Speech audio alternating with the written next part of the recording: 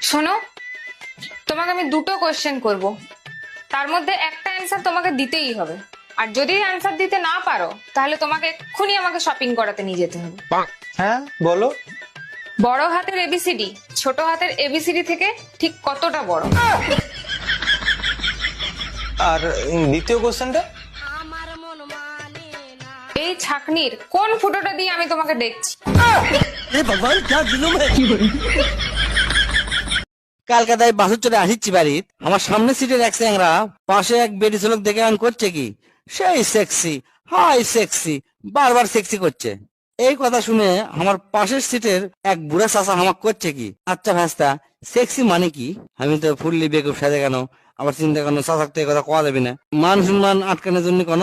চাচা, সেক্সি মানে হচ্ছে অসুস্থ। ঠিক এই সময় ওই বাসের মধ্যে এক মহিলা অসুস্থ হয়ে মাথা ঘুরে পড়ে যায়। সেই কথা শুনে চাচা এখন চিল্লে চিল্লে করছে কি, এত সেক্সি হলে বাসত ওঠার দরকার কি? ওনাক বাসত ওঠার সময় আমি দেখছি খুবই সেক্সি লাগিচ্ছিল, বাসত উঠে তো আরো বেশি সেক্সি হয়ে গেছে। এলা মহিলারা বাসত উঠে সেক্সি হয় আর অন্য মানুষের ঝামেলা ফেলে দেয়। এ বদনা, এক কথায় প্রকাশ কর, চোখ থাকিতেও যিনি অন্ধ কি হবি? এটা হচ্ছে প্রশাসন। যা অতি কষ্টে লাভ করা যায়, ধারের টেকা। যা কখনো দমন করা যায় না, দুর্নীতি। যা আগে আসলো এখন আর নাই, সততা। যার কোনো শেষ নাই, কলকাতার বাংলা সিরিয়াল। সবচেয়ে ভালো সুস্বাদু খাবার, ঘুষ। এই নাস্তায় কি বানাইছো? তাড়াতাড়ি খাইতে দাও। কিছুই বানাই নাই। শোনো, আমি বাপের বাড়ি যাব, আইএস অফিসার হব, দেশের সেবা করব। তুমি তো সংসারে কারো সেবা করতে পারো না, তুমি দেশের সেবা কি করবা? এত কথা শুনতে চাই না। আইএস কমপ্লিট করতে যত টাকা লাগবে সব তুমি দিবা। আচ্ছা ঠিক আছে দেবো, কিন্তু আমার একটা শর্ত আছে, যতদিন পর্যন্ত আইএস অফিসার না হইতে পারবা ততদিন পর্যন্ত বাপের বাড়ি থাকবা। আচ্ছা শোনো, নাস্তায় কি বানাবো, কি খাবা তুমি? এ বদনা, এখন তুই এমন একটা ডায়লগ দিব যা বাইনা হিসাবে বিবেচনা হয়, ক দেখি পারিস কিনা। বেটা চোল টেকার মালিক হলে মিচ্ছানা দুষ্ট হয়ে যায়, আর বেটি চোল মিচ্ছানা দুষ্ট হলেই টেকার মালিক হয়ে যায়। জানেন অরুণ ভাই, ডাক্তার আখির কাছে গেছিলাম শাওনের চেক আপ করাইতে। বলেন কি ভাবি, তাই নাকি? তা শাওনের চেক আপ করে ডাক্তার কি বললো? শাওনকে জিজ্ঞেস করছিল মিল্কি ভাবে রান্না কিরকম। গাধা প্রশ্নের উত্তর না দিয়ে আমার দিকে ফ্যাল ফ্যাল করে তাকিয়েছিল। আরে ভাবি, এই প্রশ্নের কোনো উত্তর হয় না, এই প্রশ্নের একটাই উত্তর, সেটা হলো চুপ থাকা। এই তেলটা একটু দাও সে। কেন তেল দিয়ে কি করবা? আরে লাডি মেয়েদের তেল মাইকা বুড়ে পিটনি দিলে বলে পিটনি খুব লাগে। কেন কালকে যে তেল মাখা সারে বিড়েছি ভালো লাগছে না? যাক, অবশেষে মামুনের বিয়েটাও হইলো। একটা জিনিস খেয়াল করছো, মামুন ভাইয়ের বউ কিন্তু অনেক সুন্দর। হ্যাঁ খেয়াল করছি, গাধাদের কপালেই সবসময় সুন্দর বউ জোটে। তুমিও না সব সময় শুধু আমার প্রশংসা করতে থাকো। এত সুন্দর বউ রাইকা বেডা তুই সারা জীবন বিদেশ করলি, ঠিক মতো বউটার দিকে নজর দিলি না, বছরের পর বছর পার করলি। করগা, তাতে আমার কি? আমার শপিং করা টাকা পাইলেই হইছে।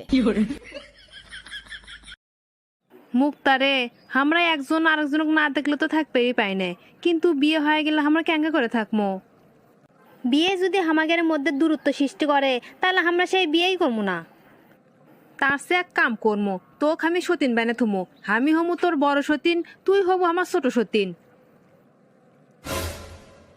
তুই সারাদিন খালি কাম করবো আর আমি পায়ের উপর পা তুলে বস থেকে খামো। জীবনেও লয়, সতীন হওয়া তো দূরেই থাকলো, তোকে আমি কোনোদিন বিয়ে করবেই দেবো না। হে মুক্তা, তুই তাহলে আমার কি হচ্ছু, ছোট সতীন ক? যা সেরি, ভুলে যদি এ কথা মুখ দিয়ে ব্যয় করিস না, তোকে আমি খুবই শেষ করবো।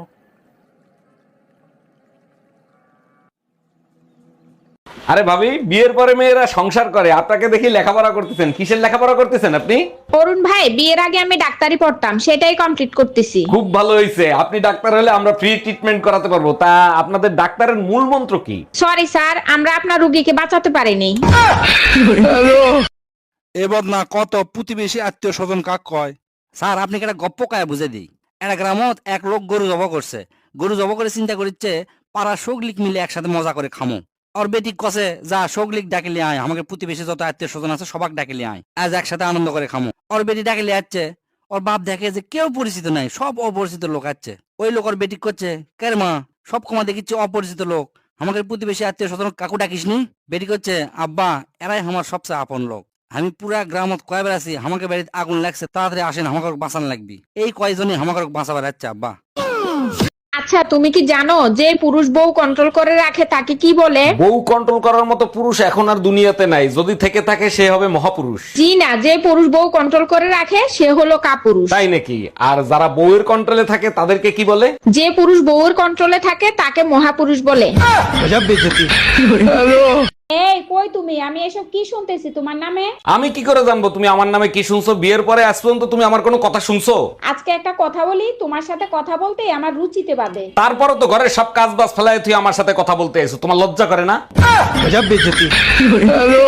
আরে চাচা, আপনি সংসদ ভবনের সামনে সাইকেল রাখছেন কেন? আপনি জানেন না এটা ভিআইপি এরিয়া? ভিআইপি জায়গা হয়েছে তাতে কি হয়েছে? এখানে তো কোথাও লেখা নাই যে এখানে সাইকেল রাখা যাবে না। আরে চাচা, এখান থেকে সবসময় বড় বড় মন্ত্রী মিনিস্টাররা আসা যাওয়া করে, এখানে সাইকেল রাখলে সমস্যা হবে। আরে ম্যাডাম আপনি টেনশন নিয়ে না, আমি সাইকেলের সামনে পিছে দুই জায়গায় তালা মেরে রাখছি, চুরি করতে পারবে না।